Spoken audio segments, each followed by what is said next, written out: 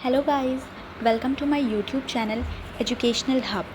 Today we are going to cover chapter 1 of history of class 6th NCERT, that is what, where, how and when. तो बिना किसी देरी के हम start करते हैं अपने चैप्टर के एक्सप्लेनेशन से। तो जैसा कि आप देख सकते हैं कि हमारा जो चैप्टर है वो स्टार्ट होता है रशीदा के क्वेश्चन से। तो हमारी जो एनसीईआरटीज़ होती हैं बेसिकली वो कुछ इस तरीके से डिज़ाइन करी जाती हैं कि वो हमसे कम्युनिकेट कर सकें। तो अब एनसीईआरटी हमसे कम्युनिकेट करेगी बट रशीदा के थ्रू। तो रशीदा क्या कर रही होती है? रशीदा न्यूज़पेपर पढ़ रही होती है, जहाँ पर अचानक से उसकी नज़रें जाती हैं एक हेडलाइन के ऊपर जो कहती है 100 ईयर्स एगो। अब वो ये सोचती है कि आखिर किसी को कैसे पता चला कि 100 साल पहले क्या हुआ था, है ना। कल के बारे में तो हम रेडियो से सुन सकते हैं, टीवी पे देख सकते हैं, न्यूज़पेपर पे देख सकते हैं। लास्ट ईयर के बारे में उससे पूछें जिसे याद हो, पर सालों पहले 1000 साल 2000 साल पहले क्या हुआ ये किसी को आखिर कैसे पता चल सकता है।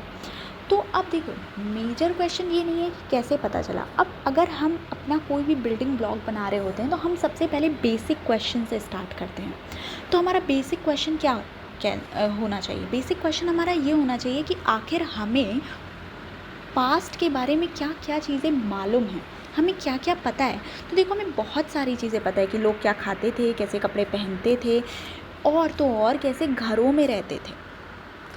हमें हंटर्स की लाइफ के बारे में, हंटर्स जो शिकार करते हैं, ठीक है। हर्डर्स की लाइफ के बारे में, हर्डर्स बेसिकली वो लोग होते हैं जो पशुपालन करते हैं और उनका पूरा का पूरा जो जीवन होता है वो डिपेंडेंट किस पे होता है? पशुपालन पे, ठीक। फार्मर्स की लाइफ के बारे में, rulers, merchant, priest, craft person, artist, musician, scientist, यानी कि जितने भी ऑक्यूपेशनल ग्रुप हैं या फिर थे, उनकी लाइफ कैसी थी, वो लोग कैसी लाइफ जीते थे, क्या करते थे, क्या खाते थे, कैसे रहते थे, इन सब के बारे में हमें पता है। हम ये भी पता लगा सकते हैं कि तब के टाइम पर बच्चे गेम कौन से खेलते थे, कैसी स्टोरीज़ वो सुनते थे, कैसे प्ले वो देखते थे। प्ले समझ रहे हैं? जैसे आपके स्कूल में प्ले होता होगा जिसमें बच्चे एक्टिंग करते हैं, ठीक उसी तरीके से तब भी प्ले होते थे जिसमें लोग एक्टिंग करते थे। कैसे प्लेज़ वो देखते थे, कैसे गाने वो गाते थे, है ना। तो ये सारी चीज़ें हमें पता हैं। अब बेसिक इंसान की जो नेसेसिटी होती है वो होती है रोटी कपड़ा मकान, है ना। ये एक मूवी भी है 90s की। तो हम सबसे पहले क्या चीज़ देखेंगे कि लोग रहते कहाँ थे, है ना। तो हमें जो एविडेंस देखने को मिलता है वो, आप एक चीज़ नोटिस करेंगे कि जहाँ पर भी आपको एविडेंस मिला है वहाँ पर आपको नदी मिली ज़रूर है, यानी कि river play a big role, river play a big role in the settlement of people. Why? अब आप भी अगर आज हैं तो आपको पानी की ज़रूरत है ना, you need water to drink. तो तब भी लोगों को पानी की ज़रूरत होती थी, है ना। तब कोई लोग सुपरमैन नहीं होते थे, तो उन्हें भी पानी की ज़रूरत होती थी। तो इसी वजह से वो बसते कहाँ थे? नदियों के किनारे। तो हमें जो एविडेंस देखने को मिलता है वो मिलता है हमें नर्मदा नदी के अराउंड। यहाँ पर जो एविडेंस से हमें पता चलता है वो ये पता चलता है कि लोग थे स्किल्ड गैदरर्स। देखिए, जब बात होती है गैदरर्स की, तो गैदरर से आपको समझ आ रहा होगा कि वो लोग जो कुछ ना कुछ चीज़ इकट्ठा कर सकें, है ना, उन्हें हम गैदरर बोलते हैं।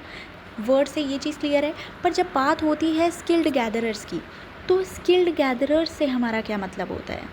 स्किल्ड गैदरर्स क्लियरली मीन्स, जब हम हिस्ट्री के कॉन्टेक्स्ट में बात करें, वो भी एंशिएंट हिस्ट्री के कॉन्टेक्स्ट में, तो स्किल्ड गैदरर क्लियरली मीन्स वो लोग जो अपने खाने को इकट्ठा कर सकते हैं अपने सराउंडिंग की नॉलेज की हेल्प से।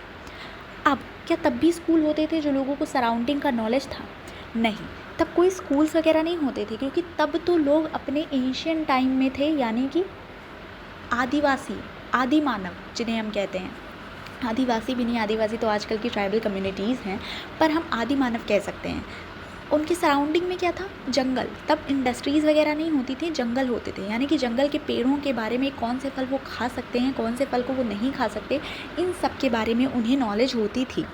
तो वो क्या क्या कलेक्ट करते थे? वो रूट्स कलेक्ट करते थे, फ्रूट्स कलेक्ट करते थे, और जिन भी फॉरेस्ट प्रोड्यूस को वो खा सकते हैं वो उन्हें कलेक्ट करते थे ताकि वो उसे खा सकें और अपना पेट भर सकें।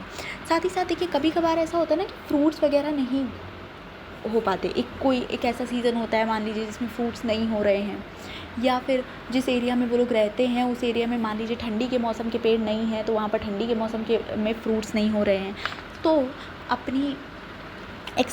अपनी अलग से नीड्स को पूरा करने के लिए खाने की वो जानवरों का शिकार भी करते थे। They also hunted animals. ठीक है, तो पहला एविडेंस देखिए क्लियरली हमें मिला नर्मदा नदी के किनारे। आप देखिए अपने फिंगर टिप्स पे इसे नोट करते जाइए। फर्स्ट एविडेंस नर्मदा नदी के अराउंड, ये लोग क्या थे? Skilled gatherers. ठीक है, स्किल्ड गैदरर्स थे, फॉरेस्ट से चीज़ों को गैदर करते थे अपने खाने को, साथ ही साथ जानवरों का शिकार करते थे। यानी कि अभी कोई पशुपालन नहीं हो रहा है, कोई खेती सीन में नहीं आई है, सिर्फ और सिर्फ क्या हो रहा है? गैदरिंग और हंटिंग, यानी कि हंटर गैदरर्स थे ये। उसके बाद जो हमें एविडेंस देखने को मिलता है वो हमें मिलता है सुलेमान और किरतहर हिल्स के अराउंड। तो ये सुलेमान और किरतहर हिल्स, ये देखिए आपको यहाँ पर देखने को मिल जाएंगे, है ना। ये है आपका सुलेमान और किरतहर रेंज। इसके अराउंड आपको देखने को मिलता है एविडेंस, जो कि अभी करेंटली जो इंडिया है उसके नॉर्थ वेस्ट में है। ठीक है, यहाँ पर सबसे पहली बार लोगों ने ग्रो करी थी क्रॉप्स, और वो थी वीट और बार्ले। ठीक है, ये बात है अराउंड 8000 ईयर्स अगो की, है ना। अराउंड 8000 ईयर्स अगो आपको यहाँ पर सेटलमेंट्स देखने को मिलते हैं, और यहाँ पर लोगों ने सबसे पहली बार वीट और बार्ले की खेती करी अराउंड 8000 ईयर्स अगो। यानी कि अब खेती सीन में आ चुकी है, एग्रीकल्चर आपका अपनी एंट्री ले चुका है। ठीक, साथ ही साथ लोगों ने एनिमल्स को रेयर करना स्टार्ट कर दिया, यानी कि जानवरों के साथ रहना, जानवरों को पालना, जैसे कि शीप, गोट, कैटल, इन सबको। और साथ ही साथ अब लोग गाँव में रहने लग गए। ठीक है, अब लोग गाँव में रहने लग गए थे। पहले लोग देखिए यूनिट में रह रहे थे, यानी कि वो ऐसा नहीं कि एक कोई सेटलमेंट उन्होंने बना लिया, अब उस सेटलमेंट पे उनकी पूरी फैमिली, उनके चाचा नाना सब लोग रह रहे हैं, नहीं, पहले ऐसा नहीं था। पर अब जैसे जैसे धीरे धीरे डेवलपमेंट हो रहा है, वैसे वैसे लोग एक साथ इकट्ठे रहना चालू कर रहे हैं। ठीक है, इसके अलावा और भी कुछ एरियाज़ है, जैसे कि गारो हिल्स। ठीक है, गारो हिल्स ये आपका कहाँ है? नॉर्थ ईस्ट में है, ये देखिए यहाँ पर। ठीक है, और विंध्यास जो कि कहाँ है? आपकी सेंट्रल इंडिया में, है ना, सेंट्रल इंडिया में। यहाँ पर भी आपको सेटलमेंट्स देखने को मिलते हैं। और एक जो फैसिनेटिंग फैक्ट है अबाउट विंध्यास की, विंध्यास के ही नॉर्थ में सबसे पहली बार चावल की खेती करी गई थी। ठीक है, अब सबसे पहले नर्मदा रिवर, फिर आया सुलेमान किरतहर रेंज। ठीक है, सुलेमान किरतहर रेंज के बाद हमें पता चलता है विंध्यास और गारो हिल्स के बारे में। ठीक, अब हम बात करेंगे, वो थी 8000 ईयर्स अगो की बात। अब हम आएंगे 4700 years ago, about 4700 years ago. यहाँ पर आपको सेटलमेंट देखने को मिलता है इंडस और उसकी ट्राइब्यूटरीज़ के अराउंड, यानी कि जो सिंधु नदी है हमारी। अभी आपने देखा भी होगा कि इंडिया वर्सेस पाक, या फिर इंडिया जो भी आपका एक्शंस ले रहा है अगेंस्ट टेररिज्म, उसमें इंडिया ने इंडस ट्रीटी को सस्पेंड कर दिया है विद पाकिस्तान। तो इंडस वही नदी है जिसके अराउंड इंडस वैली सिविलाइजेशन, यानी कि आपका IVC, जो कि बहुत फेमस सिविलाइजेशन है आपका एंशिएंट पीरियड का, वो फ्लरिश हुआ था। ठीक है, यहाँ पर आपको सबसे पहली बार सिटीज़ देखने को मिलती हैं। पहले लोग यूनिट में रह रहे थे, फिर गाँव का आपको सीन आता है कि अब लोग गांव में रह रहे हैं, और अब लोग शहर में रह रहे थे यहाँ पर। ठीक, पर धीरे धीरे सिविलाइजेशन का भी डिक्लाइन हो जाता है। रीजंस बहुत सारे हैं, हम पढ़ेंगे अपने इस चैप्टर में नहीं, बल्कि जो हमारा इंडस वैली सिविलाइजेशन वाला चैप्टर है, आई थिंक इट्स चैप्टर 3, हम उसमें ज़रूर पढ़ेंगे। ठीक है, तो रीज़न्स काफ़ी सारे दिए जाते हैं, अभी उतना कोई भी वैलिडेट रीज़न हमें नहीं देखने को मिलता है। इसके बाद जब इसका डिक्लाइन हो जाता है, तो अबाउट 2500 ईयर्स अगो, यानी कि 2500 ईयर्स अगो अब सेटलमेंट स्टार्ट होता है गंगा नदी के अराउंड, है ना। ये जो आपका यूपी वाला रीजन है वही, अब सेटलमेंट स्टार्ट होता है गंगा नदी के अराउंड और उसकी ट्राइब्यूटरीज़ के अराउंड।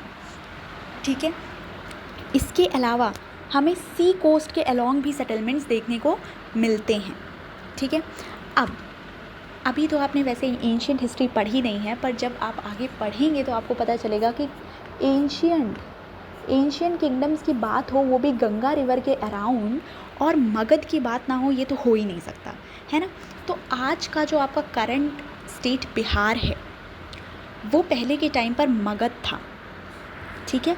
और मगध एक बहुत बड़ा किंगडम हुआ करता था, ठीक है। यहाँ के जो रूलर्स थे वो बहुत पावरफुल थे और इन्होंने अपना कंट्री में बहुत बड़ा किंगडम सेटअप कर रखा था अपने टाइम पर, ठीक है। तो ये तो हो गई लोग कहाँ रहते थे इसकी बात। ये था हमारा पार्ट 1।